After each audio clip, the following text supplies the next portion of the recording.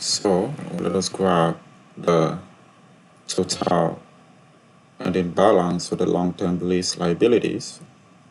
So we will grab the long-term lease liabilities for both the operating and the finance leases. So we grab whatever the ending balances were after taking into account the current portion of those leases. So let us go to the supporting schedules and let us begin with the finance lease liabilities first. The ending balances. So let us grab here the ending balance here in H233, or we could also grab the balance in H231, even though we don't have any current portion of those finance leases.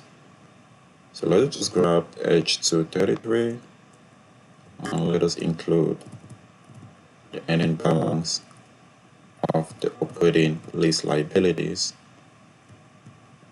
So those are the long-term lease liabilities. Let's grab it.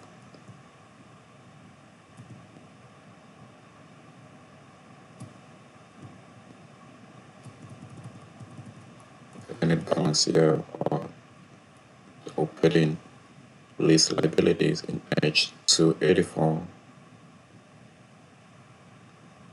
So we grab both of those. So we have the total long-term lease liabilities. We can fill this to the end of the projected period with Control R. And for the long-term debt, remember that we already had this summarized in the debt schedule. So we already sum the ending balances of the existing and any additions that will be made to the long-term debt. So we go down to where we had the debt schedule, and we see that we had this total long-term debt, which includes the sum of the existing balances and any additions that will be made. So we have the balances there in place. We can just link that one cell. Since we already had that summarized, we can fill this to the end of the projected period.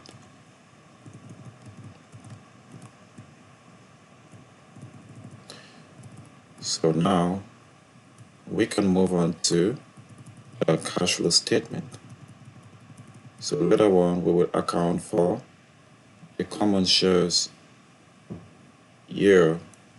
That is, we will account later on year for the common shares, the weighted average shares used in computation of earnings per share.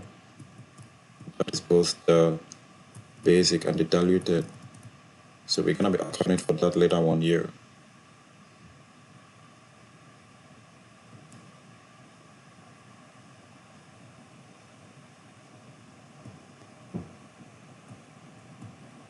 So if there will be any additions that will be made to, if there will be any additions that will be made to the common shares, then we're going to be having that referencing year in our stockholders' equity under the common shares. So let us finish up with the cash flow statement and any funding shortfall. Then we will come back to determine the common shares under the stockholders' equity in the liability in the balance sheet year. So let's move forward to filling in whatever was left in the cash flow statement. So under the operating activities, the cash flow statement, we have here the depreciation and amortization, which is a non-cash item. So we have to add that back. So let us go to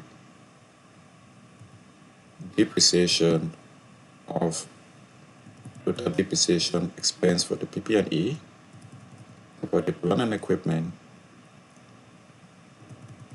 Let us grab the depreciation expense here, and we will also have to include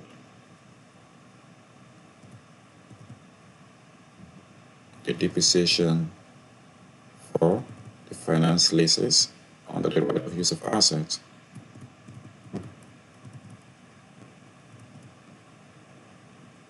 So we have that right here. So we take into account the depreciation for the PP&E and the depreciation for the right of use of asset. So the total depreciation expense will flow through in our cash flow statement.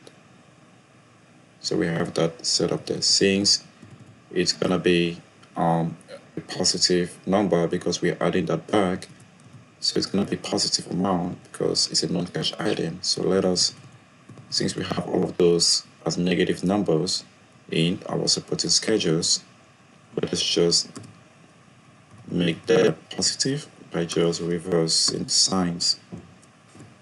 So making sure that we're adding that back, we can fill it right to the end of the projected period.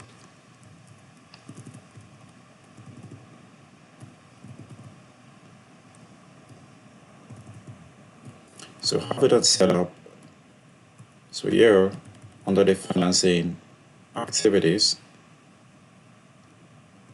the proceeds and repayments from long-term debt, we can also grab that from the summary which we had a while ago under the long-term debt schedule. So we go right below where we had principal proceeds, that is the additions or any repayments that were made to the long-term debt, the forecast period. So let us go down here where we had that summary. So we have that here in place. So remember that we already summarized this a while ago so that we will not link in too many cells at the same time. So this again includes the additions or the repayments for the existing long-term debt and the additions and repayments that will be made for any additions to the long-term debt. So if Amazon in case has any funding shortfall or will need to